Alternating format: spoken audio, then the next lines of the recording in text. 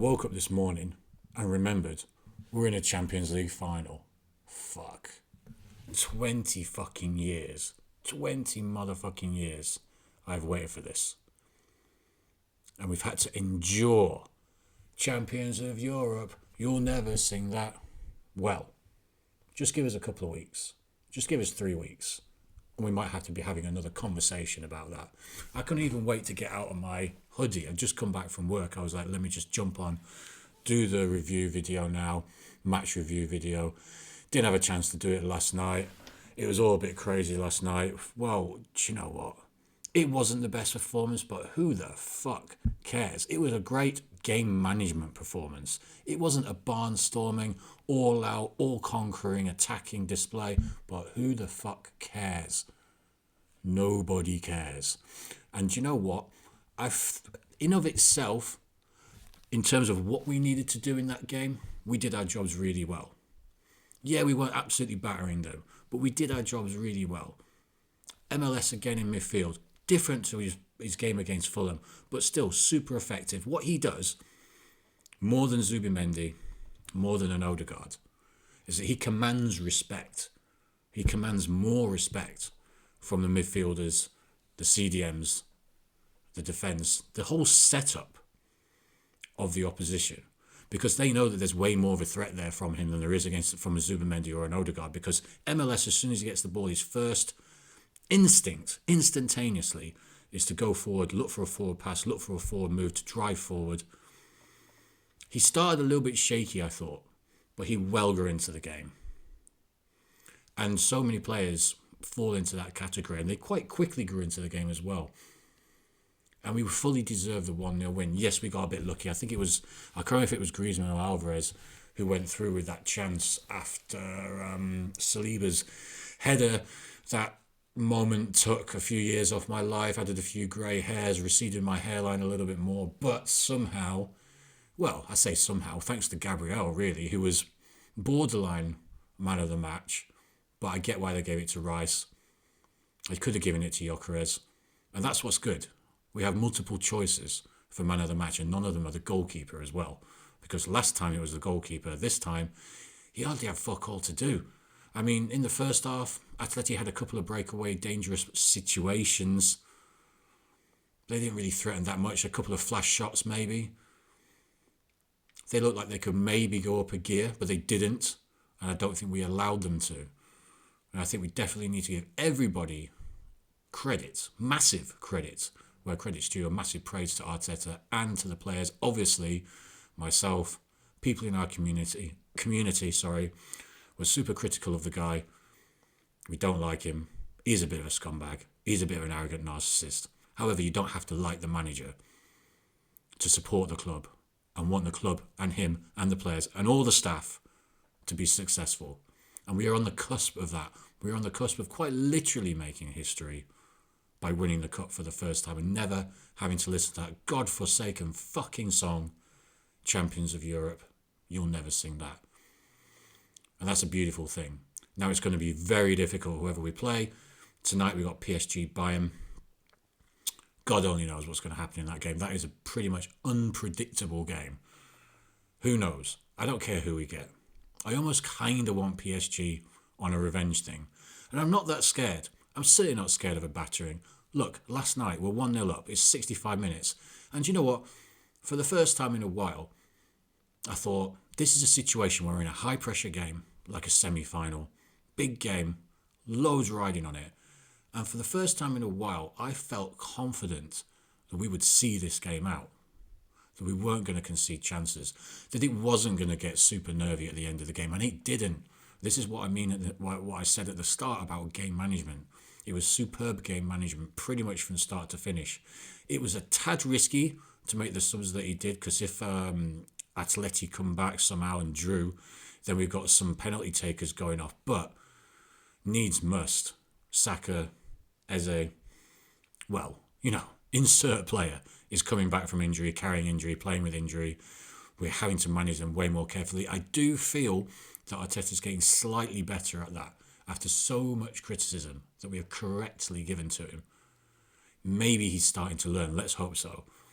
And maybe we're turning the corner with our style of play as well. Yes, it wasn't barnstorming football like it was against Fulham. But this was a way different proposition. And this was the kind of game where it didn't really matter. Just get the fucking result, man. And we did that.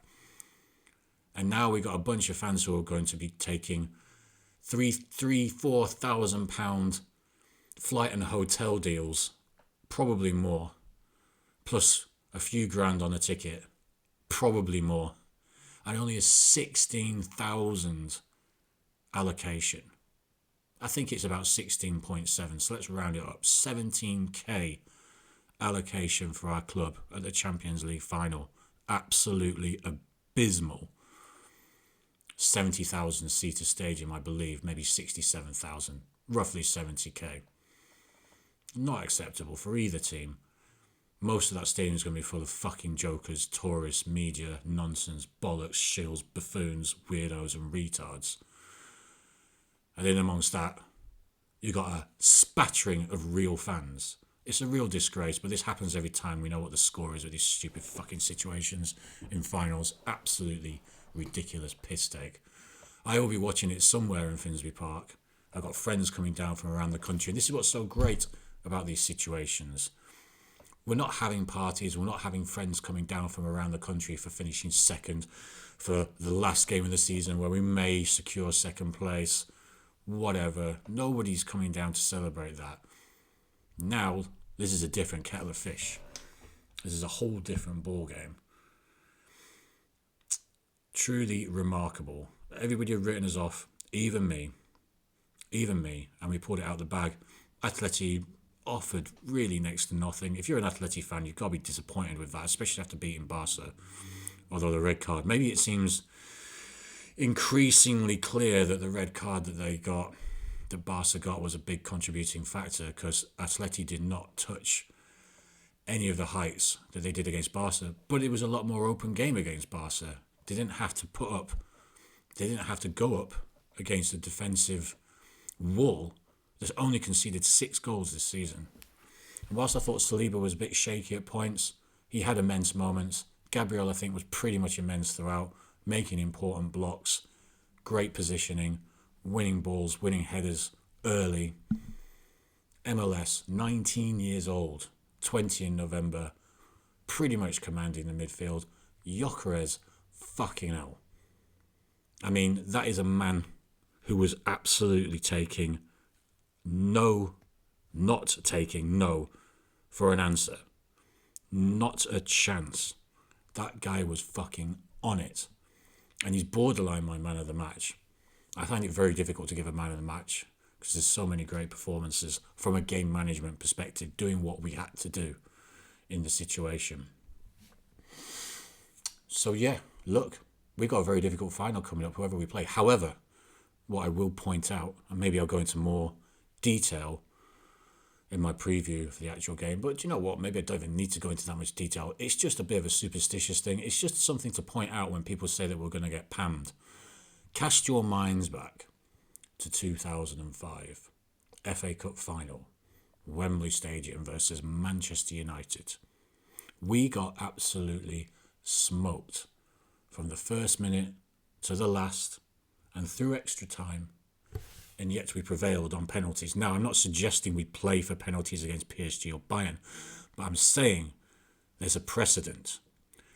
PSG or Bayern may well dominate us. They may well do that. They may well have a lot of chances and put us under a lot of pressure, but we have shown in the past that we can deal with that and that we can come through victorious. So that is something to bear in mind. That is a precedent that has been set. So I wouldn't worry too much. I wouldn't be worried about this whole getting battered thing that people are coping with. Opposite fans, they're going to get battered by PSG in the final anyway. We conceded 6 goals in the Champions League. We haven't conceded 3 goals, I think, since Luton. So bizarre that the last time we conceded 3 goals was against Luton Town. It's just football for you, isn't it? It makes no sense whatsoever sometimes. And that is why we could very easily win this final. So enjoy. Don't let any opposition fans come at you and give you nonsense. Just laugh. We don't care. We don't care, guys. We don't care what you think.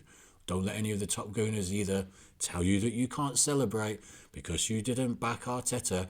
Because what you should be doing, if we win, by the way, because I saw a lot of this stuff this morning, you can't celebrate. Well, I'm not celebrating anyway because we haven't won anything. I'm happy to be in the final and I'm making my plans and I'm enjoying making my plans and looking forward to a birthday night with a potential Champions League win. But I mean, not celebrating yet because there's nothing to celebrate. So let's not get ahead of ourselves here. But if you're going to say to me and fans like me that we can't celebrate if we win the Champions League or the title or whatever because we didn't back Arteta, then your logic is completely fucked. Because it's actually us who should be celebrating the most because this is what we've been demanding from this manager. So when he does what we've been demanding that he do, we're going to celebrate more. We're going to celebrate more shamelessly. And I'm going to have the videos out. So when they come at me with their acts and it's all what you're saying now, what you're saying about Arteta now, I'm just going to put the video up of me celebrating in Finsbury Park if we win either of those trophies or both. I'm going to have the videos up. I'm going to have multiple videos to choose from. Me, my friends, new friends, old friends, everyone in the area, dancing the streets, drinking, whatever you want to do. There's going to be plenty of videos going around and I'm just going to reply, wish you were here, because none of these men are even in the country. So go figure, yeah? How about that? How about that? We're in the final of the Champions League. We've conceded 6 goals all Champions League campaign. And we're coming up against 2 of the most potent teams. So that's a fantastic prospect in of itself, just from a football perspective, to see how the classic immovable object comes up against the irresistible force. Who wins? Who knows? But we can do this. So don't let anyone gaslight you into thinking that we're cannon fodder in this final, that we're going to get fucked up. Because they're just coping. They're just jealous. And jealousy and envy is a cruel mistress.